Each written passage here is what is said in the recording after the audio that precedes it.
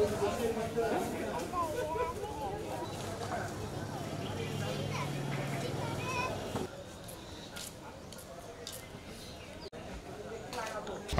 এলাকায় যে একটা সমস্যা হয়েছে, এই পরিপ্রেক্ষিতে আমরা এখানে নিরাপত্তামূলকভাবে ডিউটি করছি, এইটাই। অন্য কোনো এই গত 2 দিন হচ্ছে না, এরকম কোনো সম্ভাবনা নাই।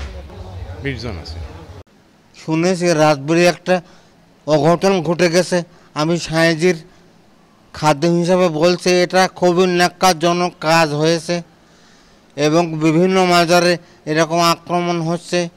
আমরা চাইনি যে এরকম মাজারে আক্রমণ হোক বা কোনো অত্যাচার হোক।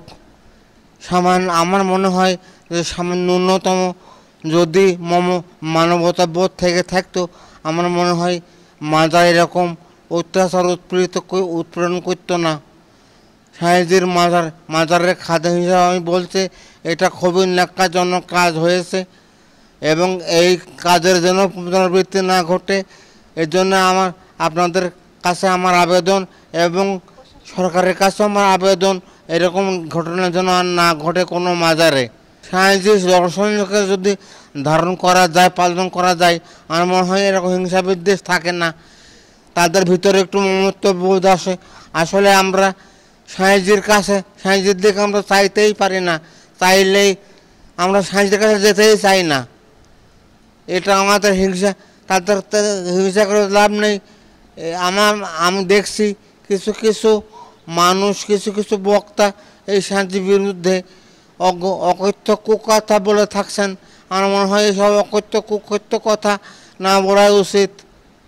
আমি ভক্ত অনুসারী হিসাবে আমি অবশ্যই একজন লালন ভক্ত মানুষ। যারা লালনের ভক্ত তারা আপনার এই কাজগুলো আপনার থেকে বিরতি থাকে। অসহিংসতা কাজ তারা পছন্দ করে না, তারা মানুষের খেদমতে, মানুষের সেবায় নিয়োজিত থাকে। এটা লালনের যারা মানুষ।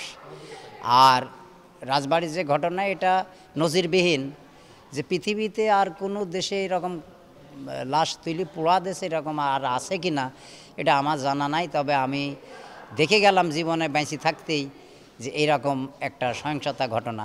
হ্যাঁ, অন্য জায়গায় দাপন করতে পারতো। আমার খারাপ লাগেছে, আমি অন্য জায়গায় তুলে নিয়ে দাপন করবো, কিন্তু পোড়া দেওয়াটা এটা কেমনই সারা পৃথিবীর মানুষের কাছে, শুধু আমার না, এটা কেমনই লাগেছে। তো যাই হোক, এখন যেনারা করেছে ওনারা ভালো জানে যে কী জন্যে ভালো করেছে, ওনারাই জানে। তবে আমরা লালন ভক্ত, লালন অনুসারী, লালন ভক্ত যারা, এরা কোনো গণ্ডগোল ফ্যাসাদের ভিতরে যায় না, এটা আমার জানা মতে। তারপরেও পুলিশ প্রশাসন এখানে আছে, আরও পুলিশ প্রশাসন দিয়ে সুন্দরভাবে যাতে কোনো অপ্রীতিক ঘটনা না ঘটে, কোনো সহিংসতা না হয়, এটা আমরা চাই। বাংলাদেশের যিনারা বাংলাদেশ চালাচ্ছে ওনাদের কাছে চাই যে যাতে সুন্দরভাবে সব জায়গায় ওনারাও সুন্দর থাক, সুন্দরভাবে চলে, বাস।